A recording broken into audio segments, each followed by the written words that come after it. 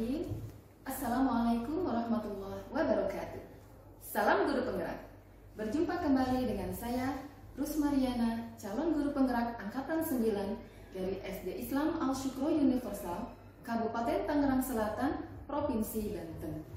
Kali ini saya tidak sendiri, saya ditemani dengan kepala sekolah saya, Ibu Tarni SPD, yang nantinya saya akan melakukan wawancara dengan beliau tentang tugas guru penggerak pada modul 3.1 ini, yang mana materinya akan mengaitkan pengetahuan tentang 4 paradigma pengambilan keputusan, 3 prinsip pengambilan keputusan, dan 9 langkah pengambilan keputusan sebagai pemimpin pembelajaran. Mari simak kegiatan hari ini. Assalamualaikum Bu Tarni. Waalaikumsalam warahmatullahi wabarakatuh. Alhamdulillah sehat. Gimana Miss Am, sehat? Alhamdulillah sehat Ibu. Terima kasih ya Bu sudah meluangkan waktu untuk hari ini. Kita ada sedikit kegiatan ya Bu ya tentang wawancara. Kebetulan memang kami ada tugas dari guru penggerak di modul 3.1 ini Ibu tentang cara mengambil keputusan yang berbasis dengan nilai-nilai kebajikan seperti itu Bu.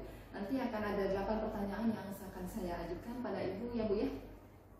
Baik, silakan. Ya, yang pertama, selama ini bagaimana Ibu dapat mengidentifikasi kasus-kasus yang merupakan dilema etika atau bujukan moral? Selama saya memimpin di sekolah ini kurang lebih masuk tahun ke-6, memang masalah-masalah yang muncul itu banyak. Masalah itu bisa berkaitan dengan siswa, bisa berkaitan dengan guru, bisa juga berkaitan dengan orang tua murid, atau berkaitan dengan masyarakat sekitar. Nah, pertama yang kita lakukan adalah masalah yang muncul ini berkaitan dengan siapa. Misalnya berkaitan dengan siswa. Jika masalah itu berkaitan dengan siswa, kita akan bicarakan dulu pertama dengan wali kelasnya. Kemudian kita komunikasikan juga dengan guru BB-nya. Kemudian kita cari akar masalahnya, kemudian kita berusaha untuk mengkomunikasikannya. Masalah-masalah yang timbul itu biasanya karena komunikasi. Banyak terjadi karena kurangnya komunikasi.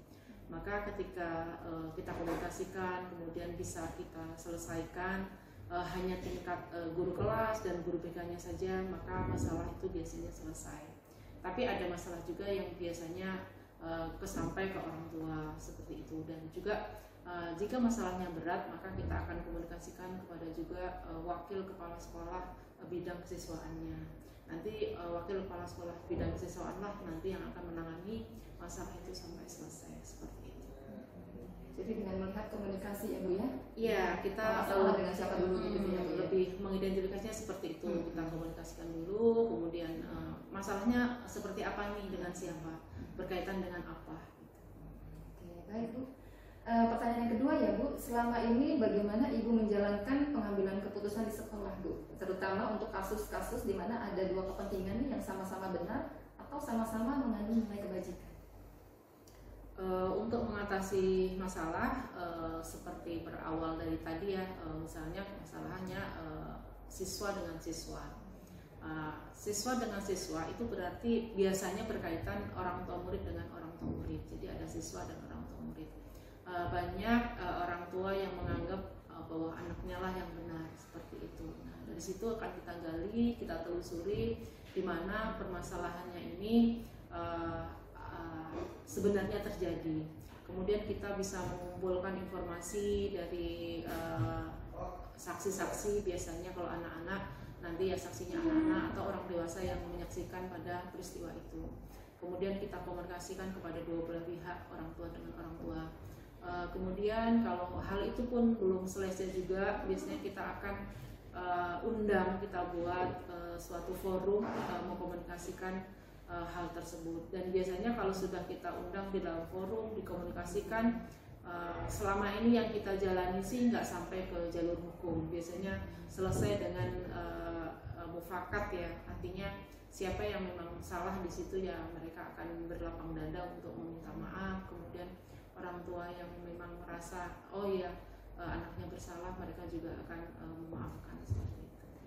Jadi dengan mengumpulkan informasi informasi-informasi itu diharapkan bisa mendapat satu solusi seperti itu ya Bu ya. Iya, kita juga didukung juga melalui bukti-bukti yang ada, misalnya saksi berupa misalnya orang juga, atau juga yang lebih sekarang itu yang lebih memudahkan kita adalah adanya CCTV. Jadi dengan adanya CCTV itu kan sebagai bukti otentik ya, jadi dari situ bisa kelihatan sih mana sebenarnya yang salah dan siapa yang benar. Sangat membantu banget ya Bu ya. Sangat membantu sekali CCTV-nya. Jadi makanya kita mengupayakan banyak area yang kita bisa dipantau oleh CCTV supaya mempermudah jika akan terjadi masalah kita cepat nih menelusur di mana letak kesalahannya dan siapa yang bersalah. Oke, baik Ibu. Saya langsung ke pertanyaan ketiga ya Bu ya. Langkah-langkah atau prosedur seperti apa yang biasa Ibu lakukan selama ini? Prosedur kami dalam menangani masalah biasanya info itu datang dari orang tua misalnya, kemudian orang tua menginfokan kepada walas. Nah walas nanti mereka akan menyampaikan kepada wakil kepala sekolah bidang kesiswaan. Nanti kepala sekolah bidang kesiswaan akan bekerja sama dengan BK, kemudian menyelesaikan masalah itu dengan walasnya. Kalau itu pun belum selesai, pasti akan naik sampai ke kepala sekolah. Nanti kepala sekolah akan turut membantu bagaimana menyelesaikan masalah tersebut atau mencari solusinya, atau juga mungkin membuat mediasi. Tapi kalau jika sampai kepala sekolah pun belum selesai, maka masalah itu akan diangkat melalui yayasan atau di kita namanya manajemen gitu. Nah di yayasan itu nanti kita juga akan ditentukan, misalnya kita mau selesaikan itu hari apa, itu dibuat agenda, kemudian kita juga buat undangannya ke orang tua, kemudian di situ nanti kita juga buat forum gitu ya, forum penyampaian masalah-masalah yang dialami oleh orang tua misalnya, terus kemudian kita akan komunikasikan di situ, kemudian kita juga mungkin kita sampaikan solusi-solusi yang bisa kita tawarkan. Seperti itu. Kalaupun misalnya harus sampai ke lembaga hukum juga, kita juga ada lembaga hukum kita yang akan membantu penyelesaian itu, yaitu kita akan minta bantuan ke lembaga hukumnya demi duafa. Gitu. Tapi alhasil sampai saat ini belum sampai ke lembaga hukumnya Dide ya. Semuanya sekarang hal-hal atau permasalahan yang kita alami itu paling tinggi sampai ya penyelesaian di tingkat yayasan. Jadi sangat prosedur banget ya Bu ya. Awal dari orang tua, terus kemudian ke wali kelas ya Bu ya, lalu ke kesiswaan. Jadi nggak langsung lompat ke kepala sekolah ya Bu ya. Benar dengan cara potong lepas. Iya, nggak ada cara potong lepas. Tapi memang emang aturannya seperti itu, dan kita juga udah sosialisasikan ke orang tua seperti itu. Tapi pada kenyataannya masih ada yang 1-2 kasus yang langsung lompat ke kepala sekolah gitu. Tapi nanti juga kita akan putar lagi kembalikan, misalnya ada yang langsung ke kepala sekolah, saya sebagai sekolah akan sampaikan, Bunda sudah komunikasikan belum sama walasnya gitu, karena kan untuk kasus-kasus itu biasanya terjadinya atau yang tahu lebih persisnya itu adalah wali kelasnya kalau permasalahannya dengan di kelas. Tapi kalau misalnya permasalahannya itu yang tiba-tiba di sekolah, misalnya anaknya jatuh atau seperti apa, nah itu biasanya langsung ya kita langsung wakasek atau kepala sekolah yang langsung turun tangan. Tapi kalau untuk masalah-masalah misalnya tentang ya perselisihan dan sebagainya, itu memang kita ikutin prosedurnya. Walaupun ya 1-2 ada yang langsung lompat, tapi langsung kita kembalikan lagi ke mana dia harus memulainya. Padahal dengan prosedur itu bisa dapat info yang banyak ya Bu ya. Mengambil datanya itu bisa lebih mungkin lebih akurat ya Bu ya, lebih banyak lagi lah diambil gitu. Iya, sebelum memutuskan gitu ya. Sebenarnya kita ada 2 jalur juga. Kalau masalah-masalah itu berkaitan dengan orang tua murid, orang tua siswa, saya atau kami itu sudah punya prosedurnya bahwa jalur yang disampaikan adalah melalui WOTK, wakil orang tua kelas. Nah, WOTK nanti akan komunikasikan kepada ketua posnya, Persatuan Orang Tua Siswa. Nanti pos akan menyampaikan ke kepala sekolah, akan seperti itu. Kemudian apabila itu misalnya keluhannya itu berupa sarana dan sebagainya, kemudian disampaikan secara tertulis, kita juga akan menyampaikan nanti balasan dengan secara tertulis gitu. Jadi prosedur di kami itu ada dua, bisa melalui wali kelas, kemudian wakil kepala sekolah, kemudian kepala sekolah, atau bisa dari WOTK, wakil orang tua kelas, kemudian ke ketua pos ke sekolah gitu. Seperti itu prosedur dalam penanganan kasusnya gitu. Jadi itu agak lebih banyak membantu lah supaya masalah-masalah itu terdeteksi dengan baik ya. Jadi tidak banyak informasi misalnya dari sana dari sini, kemudian informasi itu tidak akurat. Banyak lengkap ya Bu ya caranya ya. Dengan memilih mau jalur yang mana gitu ya. Tergantung masalahnya. Kalau masalahnya itu berkaitan dengan orang tua atau sarana dan sebagainya, itu biasanya banyak yang mengambil jalur dari OTK kemudian ke pos. Tapi kalau masalahnya itu anak di sekolah, misalnya tentang dia mungkin perselisih dengan temennya, atau dia mungkin tentang pembelajaran, itu biasanya melalui wali kelas, kemudian wakil kepala sekolah dan kepala sekolah. Jadi tergantung kualitas masalah ini seperti apa nih ya gitu ya. Oke, baik Bu Tarni. Pertanyaan berikutnya ya Bu, hal-hal apa saja yang selama ini Ibu anggap efektif nih dalam pengambilan keputusan pada kasus-kasus dilema etika? Kalau saya dalam pengambilan keputusan itu dianggap lebih efektif ketika kita menempatkan orang pada posisinya. Jadi kalau misalnya masalah ini jalurnya kemana, nah dia yang akan menangani. Jadi saya tidak akan mengambil alih semua masalah-masalah yang ada di sini. Oh ini kasus hanya levelnya wakil misalnya wali kelas, biarkan saja, berikan kepercayaan kepada wali kelas untuk menyelesaikan masalah itu, kayak gitu. Jadi nggak perlu sampai ke atas gitu. Kemudian masalah ini bisa diselesaikan di WOTK. Oh ya, selesaikan di WOTK. Jadi setiap orang itu akan diberikan tanggung jawab untuk memerankan dirinya untuk mengambil peran dalam pengambilan keputusan atau penyelesaian masalah. Menurut saya itu yang lebih efektif ya. Kemudian daripada semua masalah itu masuk ke sekolah kemudian nggak tertangani dengan baik. Jadi kita lebih memberikan kepercayaan kepada pihak-pihak mana yang diberikan wewenang untuk pengambilan keputusan. Jadi Ibu selama ini lebih selektif ya untuk memilih masalah mana nih yang akan ini masuk ranahnya siapa, ini wewenangnya siapa. Nah itu yang harus perlu diterapkan ya. Karena kan kalau semua masalah itu diambil alih oleh kepala sekolah, belum tentu kepala sekolah juga paham tentang sebenarnya masalah itu seperti apa, atau bobotnya itu seberapa. Oh masalah ini misalnya masih ringan, ya itu kan misalnya masih levelnya wali kelas yang untuk menyelesaikan, ya silahkan saja gitu kan. Nanti kepala sekolah tinggal menunggu laporan saja apakah masalah itu sudah terselesaikan dengan baik. Jadi tugas kepala sekolah adalah memastikan bahwa masalah itu sudah terselesaikan dengan baik. Oke, baik Bu Tarni. Pertanyaan berikutnya, hal-hal apa saja yang selama ini merupakan tantangan dalam pengambilan keputusan pada kasus-kasus dilema etika? Tantangan yang kami hadapi selama ini adalah mungkin beberapa orang yang tidak mengikuti prosedur. Jadi orang-orang yang tidak mau mengikuti prosedur, dia hanya potong kompas, ini biasanya akan agak sulit untuk diajak berdialog atau sulit diajak berkomunikasi, karena sebagian dari mereka itu baru mengutamakan emosionalnya saja, belum bisa diajak berpikir dengan jernih gitu. Nah itu kita perlu kesabaran, perlu hati yang lapang ya untuk menghadapi masalah-masalah itu.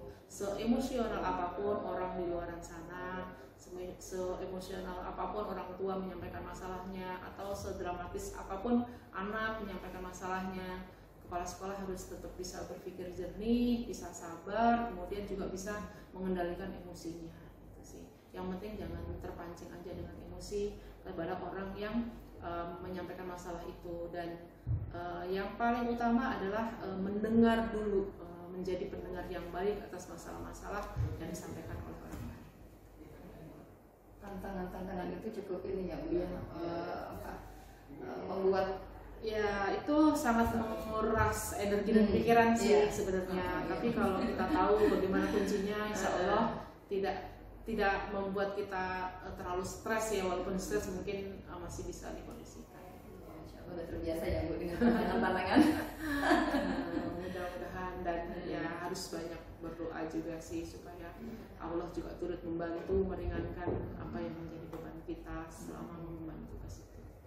Baik, mulia banget ya Bu Tarni. Pertanyaan berikutnya ya Bu, Apakah Ibu memiliki sebuah tata cara nih atau jadwal tertentu dalam sebuah penyelesaian kasus dilema etika? Apakah Ibu langsung menyelesaikan di tempat atau Ibu memiliki sebuah jadwal untuk menyelesaikannya dalam bentuk atau prosedur seperti apa sih yang Ibu jalankan nih? Kalau saya mengatasi masalah-masalah yang berkaitan dengan guru, tenaga pendidik dan tenaga pendidikan, biasanya saya menjadwalkan.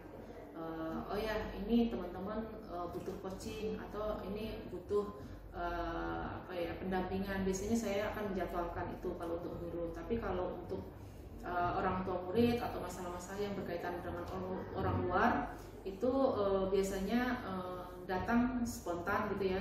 Tapi saya akan membuat jadwal penyelesaiannya. Jadi saya nggak akan menerima di hari itu juga ketika mereka menyampaikan masalah. Saya biasa menjadwalkan untuk penyelesaian masalah itu karena saya berpikir saya juga perlu persiapan ya. Nggak mungkin saya datang mengatasi masalah orang tapi saya belum tahu nih kasusnya apa, kemudian permasalahannya apa.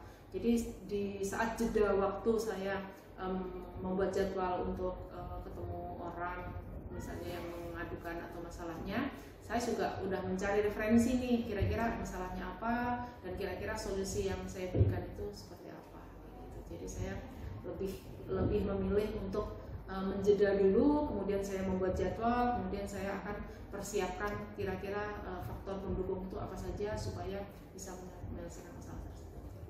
Jadi dengan jadwal itu diharapkan keputusannya nanti lebih objektif seperti itu ya. Iya. Jadi saya tidak mengambil keputusan itu secara tiba-tiba dan dalam keadaan mungkin orang masih emosional. Gitu. Mungkin yang jelas mungkin keputusan di sini ya kita sebagai guru mungkin lebih ke berpihak kepada siswa itu lebih dominan seperti itu kali ya Bu. Untuk keputusan masalah terutama masalah murid dengan guru misalkan atau murid dengan murid gitu. Seperti itu. Sepertinya tidak seperti itu juga karena kan saya juga siapa ini yang benar dan siapa ini yang sebenarnya salah gitu. Kalau misalnya guru saya kemudian bermasalah dengan orang tua murid, kemudian dalam posisi guru saya itu yang tidak percaya, saya akan membela gitu. Saya akan memberikan pembelaan terhadap guru saya yang memang tidak melakukan kesalahan atau mungkin hanya kesalahpahaman. Tapi saya juga akan memberikan punishment dan juga memberikan mungkin teguran kepada guru saya apabila memang mereka yang melakukan kesalahan gitu. Jadi saya lebih bersifat objektif ya, misalnya siapa yang salah yang memang itu harus menerima konsekuensinya, siapa yang benar yang memang harus dibela. Ya, artinya di sini ada win-win solution lah ya, tidak ada satu pihak yang merasa dirugikan seperti itu. Sepertinya yang sudah kami lakukan seperti itu gitu ya. Kami sudah berusaha seadil mungkin, sebaik mungkin. Kemudian supaya untuk guru-guru kami juga ya tidak terulang di kemudian harinya hal-hal yang mungkin pernah terjadi. Oke, baik Bu Tarmi, lanjut ya Bu. Silakan. Adakah seseorang atau faktor-faktor apa yang selama ini mempermudah atau membantu Ibu dalam pengambilan keputusan di dalam kasus-kasus dilema etika ini? Saya merasa terbantu, merasa mudah dalam mengambil keputusan ketika saya memimpin ini karena saya merasa orang yang ada di bawah saya, di samping kiri saya, di samping kanan saya, dan di atas saya itu semuanya mendukung dan mereka juga punya keputusan yang sama gitu ya.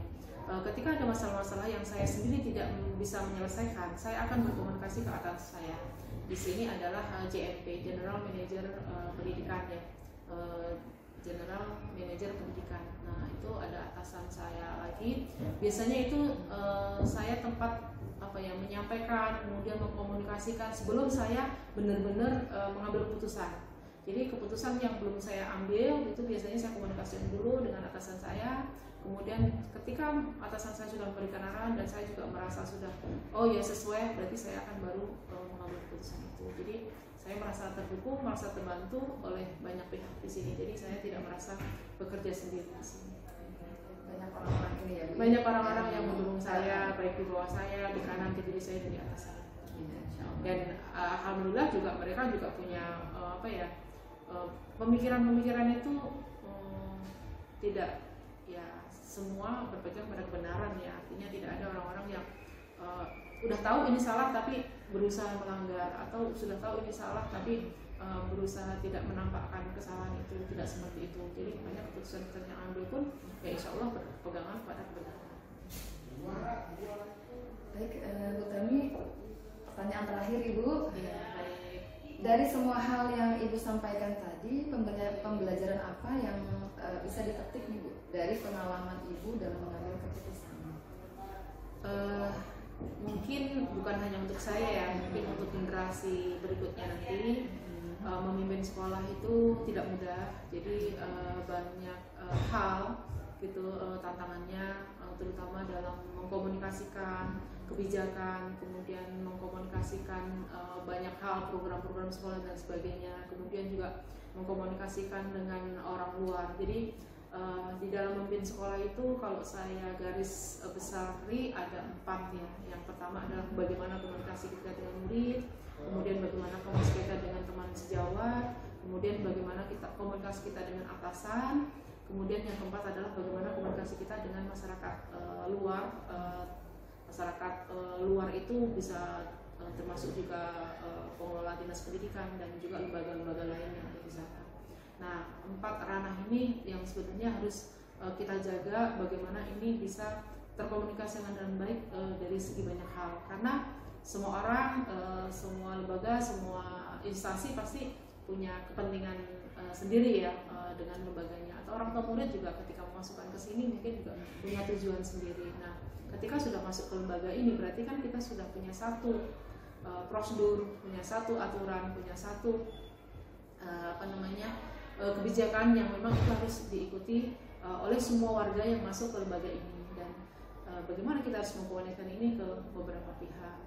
Kemudian yang tidak kalah penting adalah bagaimana kita juga merangkul, memfungsikan semua orang itu bisa mengambil perannya. Jadi ketika semua orang yang ada di lembaga ini bisa memfungsikan dirinya, bisa memerankan dirinya pada posisinya, itu akan lebih mudah kita mengelolanya. Jadi kita tinggal mungkin menyampaikan arahan gitu ya, kemudian bimbingan, tapi orang-orang itu sudah bisa bekerja pada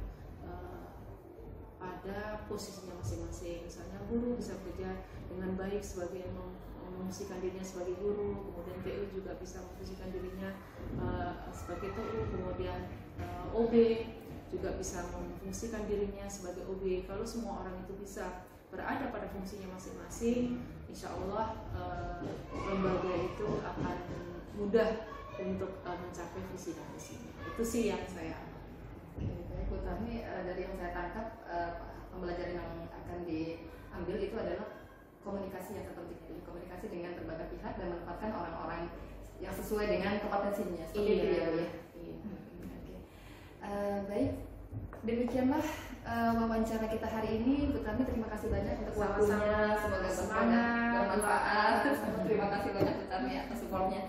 Demikianlah wawancara kita hari ini, semoga ada manfaatnya. Dari saya, wassalamualaikum warahmatullahi wabarakatuh.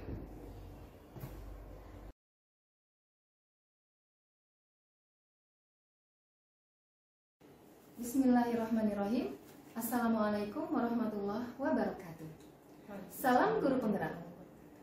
Bertemu kembali dengan saya Rusmariana, calon guru penggerak angkatan 9 dari SD Islam Al-Syukro Universal, Kota Tangerang Selatan, Provinsi Banten.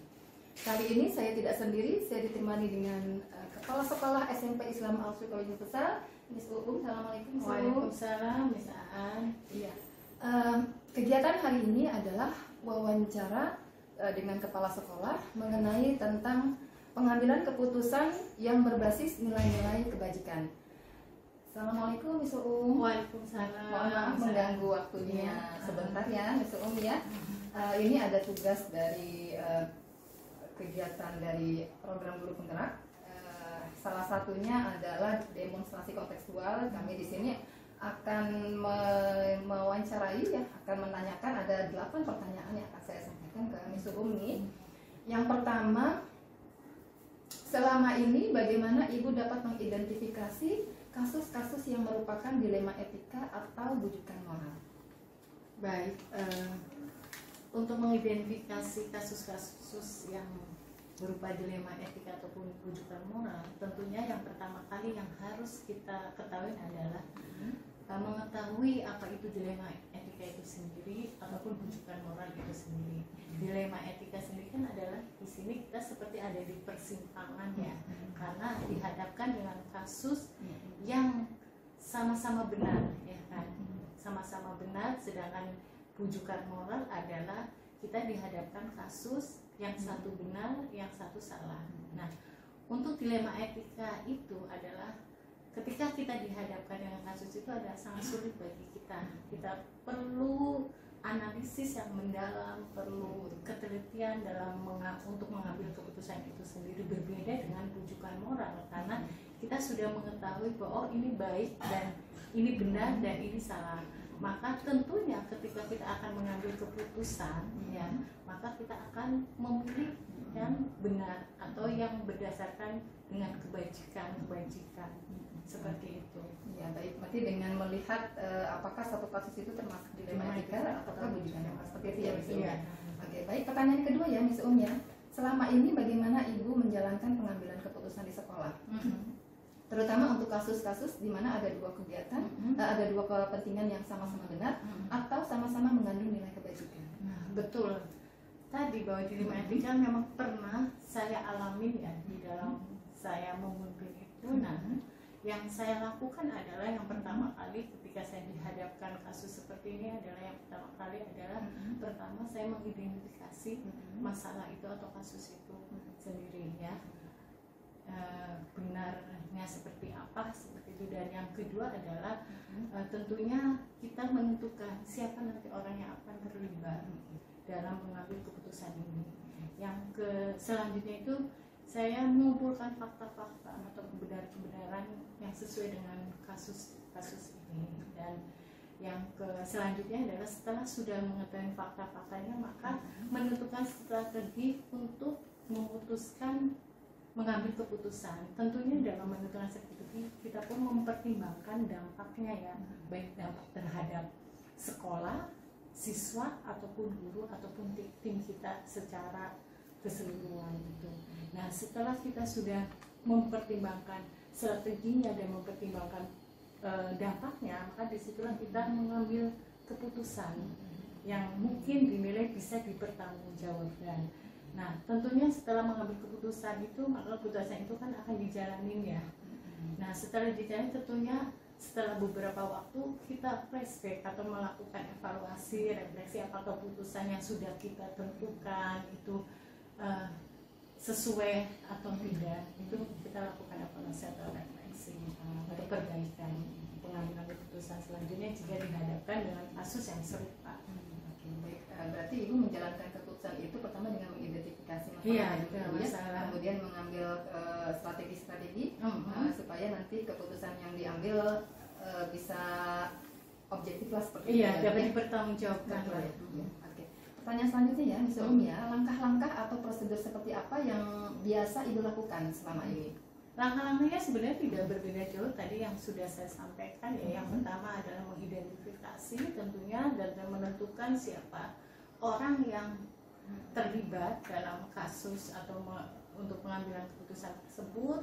Terus ya mengumpulkan fakta-fakta, menentukan strategi. Setelah sudah ada strategi, kita mempertimbangkan dampak yang akan terjadi jika keputusan ini diambil gitu. Misalnya opsi keputusan ini akan diambil, setelah itu kita langsung mengambil keputusan. Setelah itu ya ada implementasi keputusan itu dan kita lakukan evaluasi atau refleksi untuk perbaikan selanjutnya seperti itu.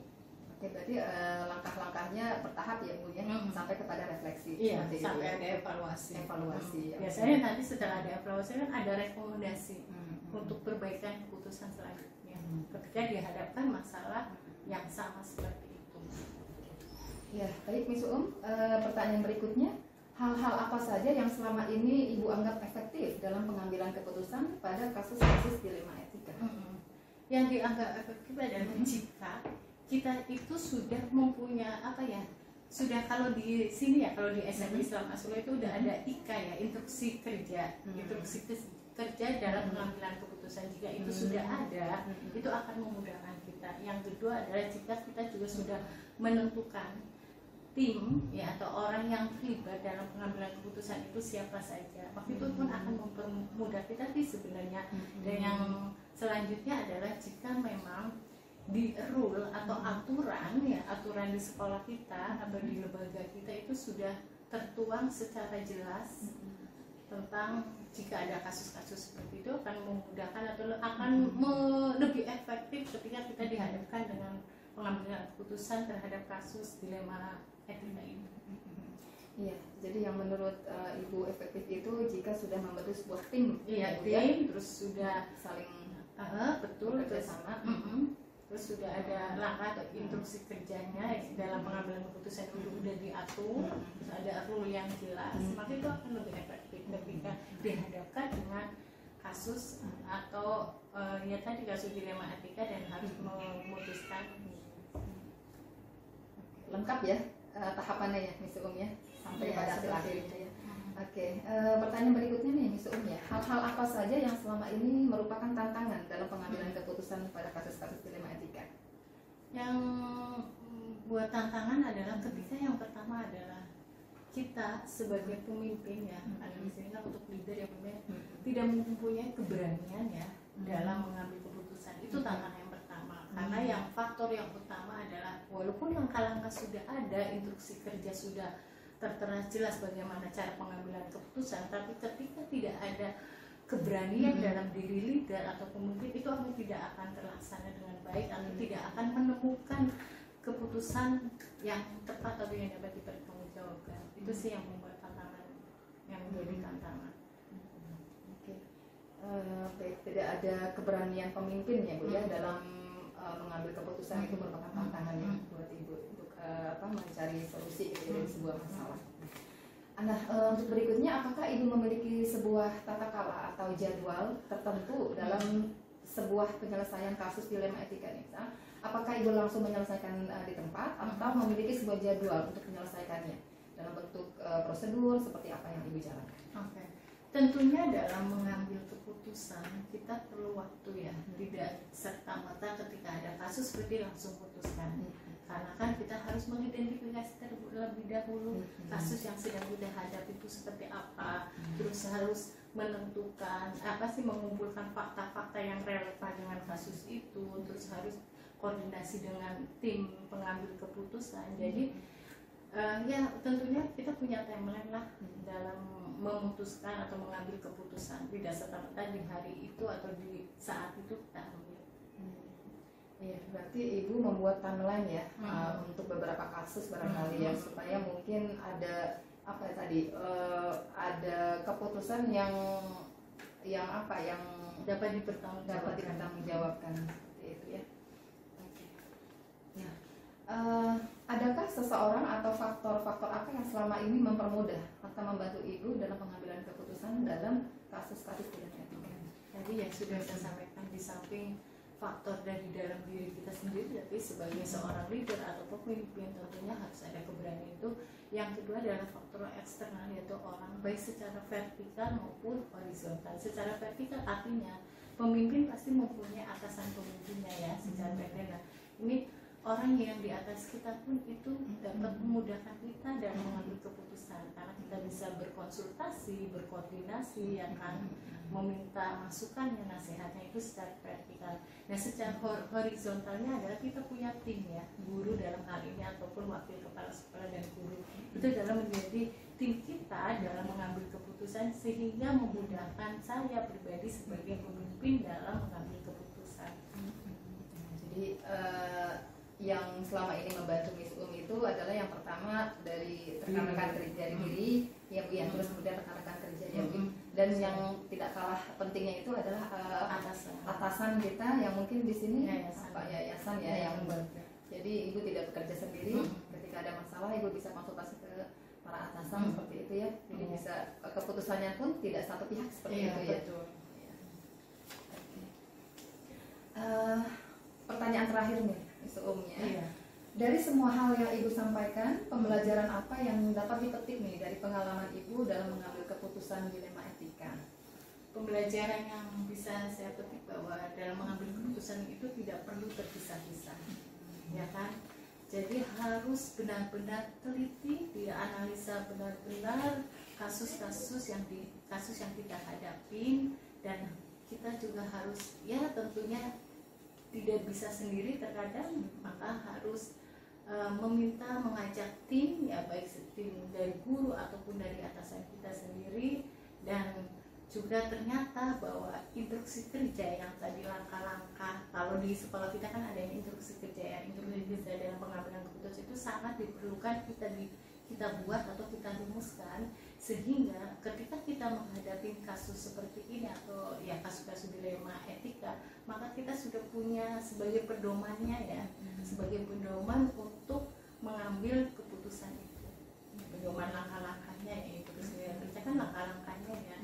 Nah tentunya dalam merumuskan IKA itu pun kita tidak sendiri, kita dengan tim ya, dalam hal ini dengan teman-teman guru, sehingga dengan adanya IKA atau langkah-langkah yang sudah dibuat, maka akan memudahkan kita untuk mengambil keputusan, dan insya Allah keputusan yang kita ambil itu dapat dipertanggungjawabkan dan insya Allah tidak merugikan